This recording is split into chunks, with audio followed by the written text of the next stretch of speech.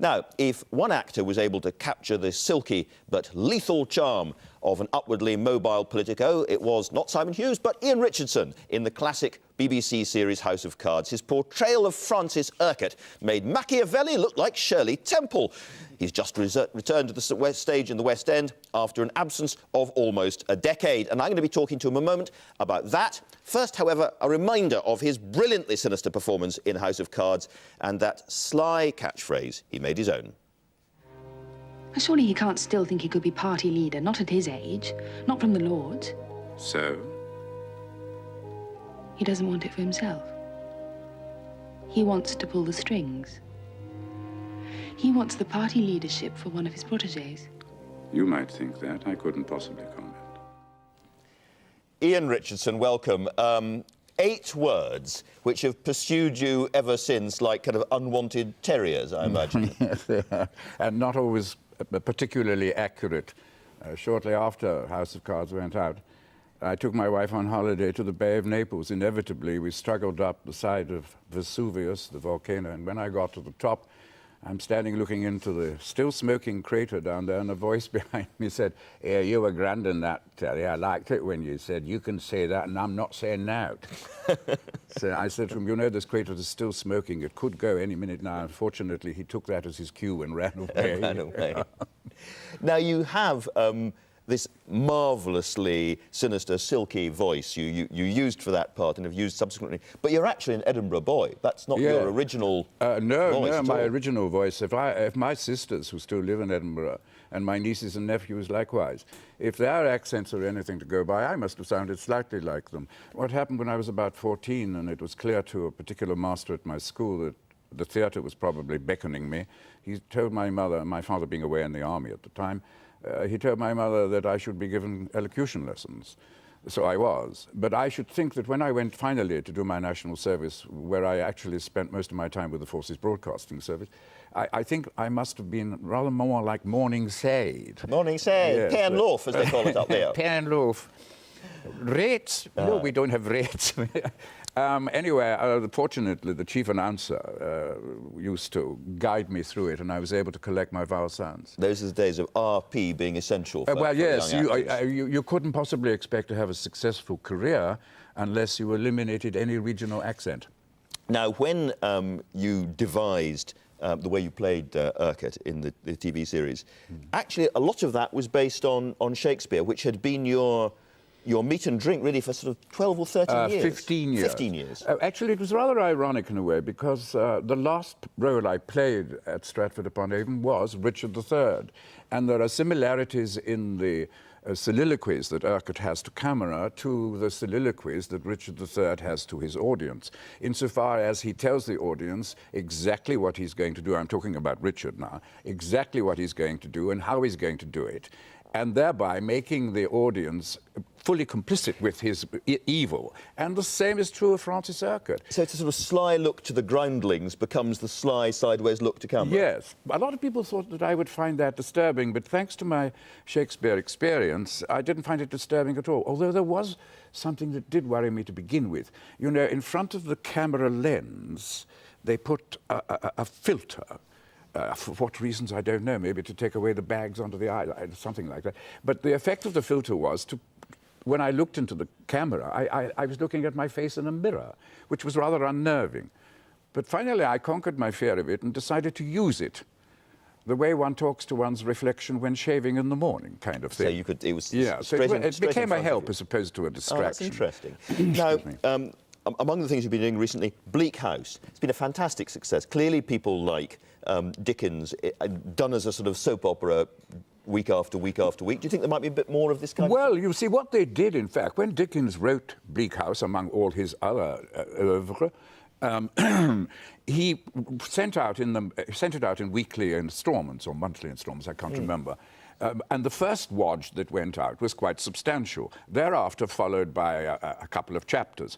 And the producers of Bleak House decided very sensibly and excitingly to emulate Dickens and do it in that format. And of course it captured the audiences for that reason, but also because it was awfully well acted, I think. Absolutely. Well, I didn't have much to do in it except sit there in a rather silly wig. It was good populist stuff of its day. It's been a long time since you've been on the West End. Yes, nearly 10 years, as you said a moment ago. Now, why is this the play that brought you back? What? Oh, you know, I mean, I've just been shut up in that office place of yours, where the floor is littered with newspapers, and I don't normally read reviews. I was obliged, because they were lying there, to read 3 of them. And they asked the same question, why did I do this? Well, I'll tell you. One of them said, why doesn't he do Lear or Prospero? Lear and Prospero are on the cards for Stratford, but Ian McKellen is playing the one and Patrick Stewart is playing the other. I was begging someone to let me have a modern play that I could come back to the theatre with. Nothing materialized. Someone sent me the script and I thought, well, it's a fascinating part. It's not the greatest play in the world, but it's a frightfully good part. Yes. So I'll go back. And I'm being rather hammered, I gather, for going into something that they consider is not quite up I don't to think you're being hammered. I think the original playwright is getting it slightly in the yes, neck and I'm rather than you. very sorry for Pauline. But one day, I mean, Lear or perhaps particularly Prospero would be a great role. I think I'd love to do Prospero again. I played him when I was 37, which is too young, because my children were still with us, very much so, and I think you need to know what it feels like emotionally for your child to grow up and leave the nest, as it were, to use the cliche. And I had not experienced that. For that reason, I'd like to have another crack at Prospero. Lear, I think I've left it too late. I just simply do not have the at 71, I do not have the physical capacity to play Lear. And also, it can only come round every so often. And if Ian is going to do it, that means...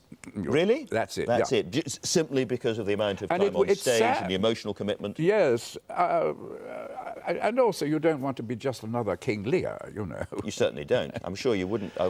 I get out of my frustration at not finally playing the one role that I haven't played in Shakespeare by doing it in recital areas. You know, I have a Shakespeare program, and I get my chance to do my Lear there. Only a bit of it, of course, but it serves. I'm sure it does. It's always served. Ian, thank you very much indeed for joining us this morning. We'll see you again shortly. Now, Moira, many, many thanks. Now, the Chancellor's still with us, Ian Richardson, Phyllis James as well. Do you watch these things, House of Cards, The Thick of It, all these television attempts to describe the life you live? Well, these are brilliant programmes, a great export for Britain as well. And P.D. James's novels I've enjoyed reading. I was actually thinking of using Ian Richardson's comment. I couldn't possibly comment to some of your questions earlier on. Well, thank goodness that you didn't. Ian, are you actually interested in politics? Because you are about as famous a face as most politicians for politics. I wasn't interested in politics at all until I started preparing House of Cards, and then I became absolutely fascinated by it, particularly as I was given a couple of experts who came along and attended all the scenes in Parliament, so that we got the protocols right and we behaved in the correct way. You know. A great insight into human nature. I didn't know, Chancellor, that those dispatch boxes actually have the Bibles upon which the members swear that's right. At the beginning of every session. So, in other words, if you're standing at the dispatch box and you're fibbing, and you've got your hands on the dispatch box, you're actually fibbing on the Bible. Is that right? It should be an encouragement to better behaviour, shouldn't it? Well, I used to put my hands behind my back whenever I was fibbing. I mean, I don't know if you watched House of Cards itself. I did indeed. And what about these? I mean, a lot of these programmes, though they're enormously enjoyable, and I'm thinking like sort of Thick of It, don't give politics, and particularly the Labour Party, a terribly good name. All the stuff about spin doctors and so on, people draw from the dramas as much as from real life, don't they? I think so. Keynes, the famous economist, said politics was the survival of the unfittest. And sometimes when you watch the House of Cards, you believe that to be true. But I think both P.D. James and your programme you're really exploring human nature, aren't you? How people behave in different circumstances. Absolutely. That's why I prefer watching sport on television. Especially yesterday's sport. Yeah, well, you can learn quite a lot about human nature from watching sport. Yes. Human nature is worse very often, I think. Yeah. Do you still have Alistair? Is it true, by the way, that Alistair Campbell's advising you now, as well as everybody else? Is that not true? Alistair, I think, is doing a great deal around the country. I think he's speaking at lots of meetings, and I talk to him sometimes. But he's certainly not in any formal position of advising anybody. Good form. All right. He's enjoying life. Thank you very much, all of you. It's been a pleasure to have you. That's all for this week. I did like the story, by the way, in the papers, this being Valentine's Day, about supermarket puddings for Valentine's Day, which, if you read the label carefully, then says serves 3. Anyway, if you thought this was a bit Caledonian this morning, dinner fret. Hugh Edwards will be here next week, and I'm back in a fortnight. See you then.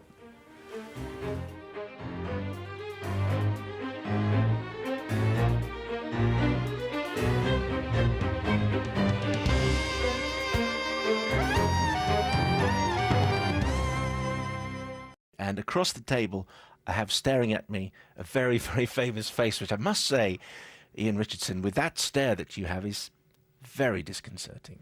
I'm very sorry. It's possibly as a result of having done 2 performances yesterday. I'm not quite awake even now.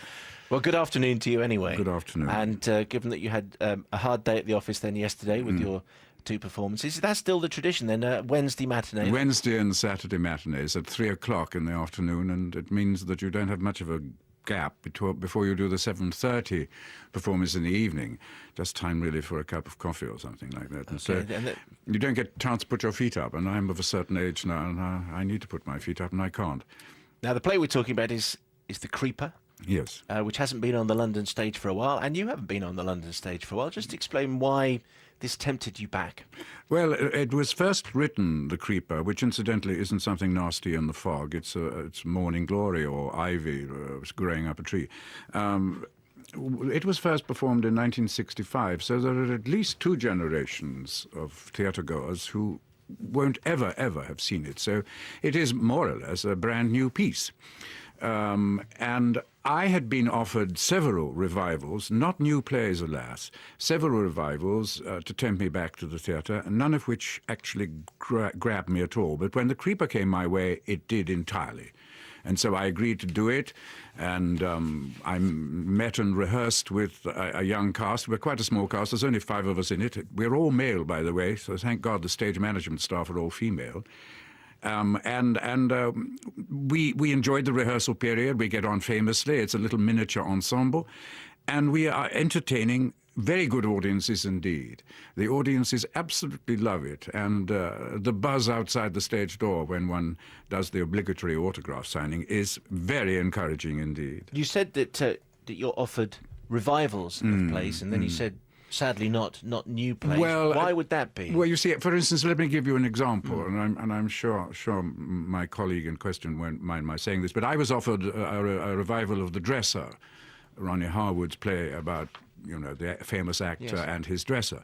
Well, not only was that relatively recently done, but it was also made into a film with Albert Finney and Tom Courtenay, so people are aware of its existence. I wanted to find a revival of something which people were not aware of, and I found it in this play, and I'm greatly enjoying doing it. Another one was when my friend Derek Jacobi, was offered to play in Don Carlos. They wanted me for the Grand Inquisitor, but as he doesn't come on until the last 5 minutes of the play, I thought, really, I mean, even the temptation to read the complete works of Charles Dickens during the run, while I wait to go on, isn't going to tempt me back to that.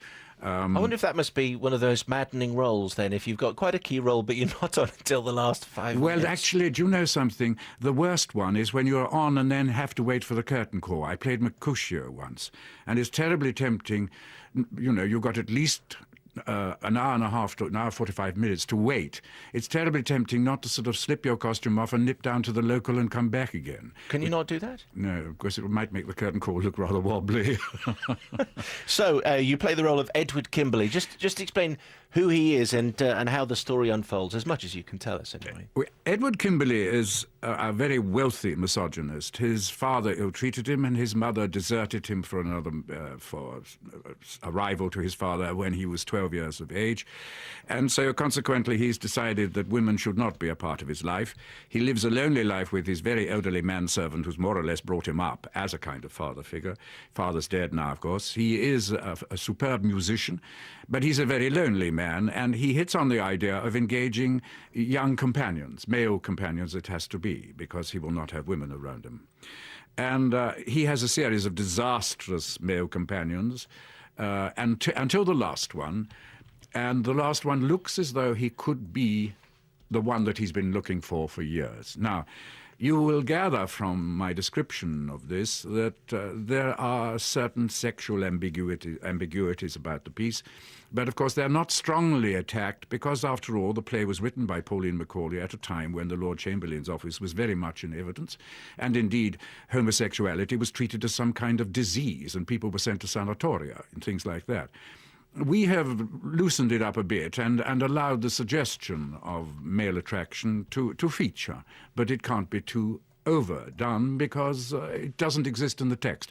Anyway, to get back to the story, so having found this young man who seems to be absolutely the right person, unfortunately it is discovered that he's psychologically damaged and the play all ends in disaster and mayhem. But it travels through a journey which is quite curious. It's amusing, it's thrilling, it's mysterious, and it's upsetting. All of those things. You said that Edward Kimberley thinks that this new young man might be what he's looking for. What is he looking for? Well, he had a relationship with a boy who was three years older than he, when he was 12 years old. Now, the relationship isn't gone into in any detail, but looking back at one's own puberty, the sort of things that young boys talked about, certainly, at that age, I can still remember, although I'm quite elderly now. And so I think that probably, and you must understand, and the listeners must understand, that this is my own built-up subtext. There is no mention of this at all in the text. But because I'm acting the part, I need to have him alive inside me. I need to know what I am emotionally undergoing. And I don't get that from the text. I have to get it from my subtext, which is created by me. And I think that Edward is actually looking for a replacement for this young man that he knew when he was 12 and the young man was 15. He actually says that he lost interest in sex in the physical sense many, many years ago. He finds it aesthetically interesting, but the performance bores him. And I think that he's referring to possibly something that happened with Henry, this 15-year-old lad. And so for my subtext, I hasten to reiterate, for my subtext, I believe that I'm looking for a Henry substitute, and I think I've found him, not for fun and games, but for friendship. Well, you know, the advertisements nearly always say that, don't they? But anyway, I think I've found the right person. And these are chaste relationships. Very. I don't think that he would be capable of entering into any kind of sexual connection with this young man, who, after all, in the play is quite clearly, thoroughly heterosexual. He's just an innocent. At the age of 25, he has had no physical knowledge of women, but he thinks about them a lot. And I keep discovering little photographs of his that quite clearly indicate his sexual leanings. So Edward is not the kind of person, having been seriously, strictly brought up by a German tutor, he's not the kind of person to form an alliance of a physical nature. So given, as you say, Ian, that this was set, it was written in the 60s when attitudes to homosexuality were extremely different. Does that mean that you have to set this in the 60s? Yes. Is this a period piece? Yes, it is a period piece, and we seem, I don't, except on one occasion, we seem to be smoking cigarettes, which is kind of contentious just at the moment, but I hasten to assure you and people listening to us that they are herbal cigarettes. There's no nicotine in them at all. It is a standard way. In fact, we were talking about this the other day with the Miss Marple series on Sunday night on ITV. Everybody smokes. I mean, it's clear. It's one way of saying, here's something from a long time ago. Absolutely right. Well, actually, none of us... oh, yes, the detective smokes. But none of us actually smoke, so we're very grateful for the herbal cigarettes, which can be quite nice when you get used to them. Ian Richardson is here. We'll talk more in just a moment. If you have any questions, mayo@bbc.co.uk is the email. It's 11 to 3. Here's Bobby with some travel. It's 10 minutes to 3 o'clock. Ian Richardson is here. The Creeper is the play. It's a revival. It's at the Playhouse in London, and I hope you appreciate the fact that we haven't mentioned Francis Urquhart yet. I mean, it just hasn't featured in the conversation. How you've been able to hold off so long, I can't imagine. Well, I might be able to hold off for a few moments more, which you'd probably appreciate. I was intrigued by some comments from your son, your acting son, Miles, when he said in an interview, which I think you both did for a magazine. Relative values. Yeah, he said, like all good actors, my father's never really grown up. Emotionally, he's about 12. And as he gets older, he's becoming more of a grumpy old man. But when he's on stage, he's 35 again. Any truth in that? I think he's absolutely right, because I do feel my age now, but when I go on stage, I particularly as I'm working with young actors, one in his 20s and one in his 30s, provided I don't pass a mirror, I imagine myself to be their contemporaries. It's rather pleasant for the 2 hours that I'm working on the stage. So as you walk on stage, there is a spring in your step which might be missing. I take a very deep breath in the wings. And sometimes if I'm nervous, I actually say, and I apologize for this, F it, I say, and straighten my back and go. And the moment I'm on there, I know I'm home. We'll have seen you in Bleak House recently as well. The things that tempt you, the things that make you excited, does it have to be something that you've never done before? I mean, I'm sad that because you spent many years with the Royal Shakespeare Company, and I never had a chance to see you doing those roles.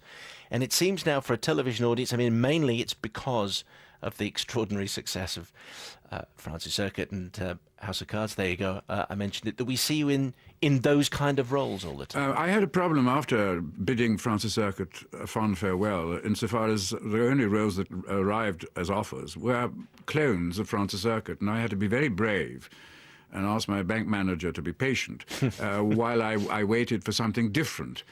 You see, I've reached a point in my career where the only thing that really excites me anymore is a challenge. And so I played Bleak House because I thought, how do I bring the dreary Lord Chancellor in the courtroom scenes to life? And that was a challenge, and I enjoyed it, and it's been an enormous success, although the part isn't very big, you know. And the same could be said of Edward Kimberley, the part I play in The Creeper. It is an enormous challenge. You met my wife before we came into the studio together. Yes, she's with you outside. So you will understand that I'm not homosexual, but I do play with a slightly ambiguous attitude to the young men around me. And that takes a lot of courage, you know. But after all, some years ago on television, I played Anthony Blunt, the homosexual spy, you know. And I remember I had to pluck up courage there to kiss Anthony Hopkins as Burgess. And the only way we could do it was by not looking at each other. Otherwise, we were hysterical. Is he a good kisser? Well, he's quite generous with his lips, I have to say. Extraordinary prospect, because for someone who isn't an actor, you'd think, okay, well, maybe you steal yourself, maybe there are other things that are far more demanding. It is just acting. Well, but you know, you look at what footballers do to each other when they score a goal. Yes. They're practically available for a charge of rape sometimes, the way they leap upon each other and grasp each other around the waist with thick muscular thighs and everything like that. Well, what we do is very tame compared with that. Do you think, I'll do more on The Creeper in just a moment, do you think part of the reason that Francis Urquhart took so long to sort of die down a bit was the extraordinary timing of that opening scene where you look at the picture of Mrs. Thatcher, and I think you say something like, all good things come to an end. Mm-hmm. And it went out in the week which Mrs. Thatcher resigned. I mean, the timing of that is unique, I would think. Yeah, extraordinary. It had gone out the Sunday night, and I was in a taxi cab going from Birmingham New Street Station to the BBC studios there. In those days you had channel Pebble Mill at 1. Yes. And the taxi driver was a black cab. He pulled back the partition window and he had his radio on and he said, you might be interested in listening to this. And he turned it up and it was the news of Mrs. Thatcher's resignation. And I started to tremble. And when I finally got to the studios, I said, you must bring me a cup of tea with a lot of sugar in it because I'm in a state of shock. And so naturally, the whole of the interview, instead of just being about the initial success of the House of Cards the night before, was about the extraordinary fact imitating art, you know. And so that was the kind of publicity that really one couldn't possibly... but then it gave such impetus behind the show. Exactly. It was the show to watch. Absolutely. I mean, I was on television the other day there with Andrew Marr, and one of his guests was the Chancellor of the Exchequer, and Gordon Brown was asked, did you ever look at House of Cards? And he said, but of course. He saw every episode. And I was going to sign off my contribution to Andrew Marr's question by the famous catchphrase. You might very well think that I couldn't possibly comment. But Gordon Brown, curse him, he got in there first and quoted it accurately. So all I could say is, well, Chancellor, you've quoted it absolutely accurately. Many people get it slightly wrong. It's a great catchphrase, though, and has been used in Parliament many times. And it's now in the book of quotations, I believe. Got a question for you from a call. James in Newbury. Hi, James. Hello, good afternoon. Yes, sir. I've just got this great urge to knight Mr. Richardson. To knight him? Yeah. Yes? Ian, it just sounds perfect, but never mind. Is it in your gift, James? I wish. No. No, my question is to Mr. Richardson, when do we next see him on television, if possible, please? Well, James, I haven't done any tellies just recently, but I have made a film. But it's in the process of being edited right now, so I can't predict when it will be out. But my run in The Creeper is only for another, well, we're 11 weeks to go, if I count tonight's performance. So when that's over, I'll probably be right back in television, because I have to do television, I'm afraid, whether I like it or not, because although my first love is the theatre, it doesn't pay quite as much as television does, and I have to keep my bank manager happy. So you will be back on television at some stage? As soon as I possibly can. In fact, I'm talking about something now, but James, you will appreciate that I'm much too suspicious of it, and superstitious rather, and I can't tell you any more about it. But thanks for your kind comments about the knighthood.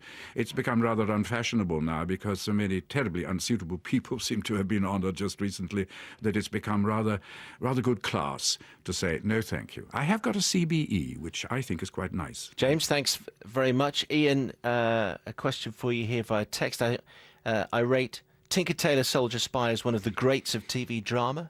Would Ian agree?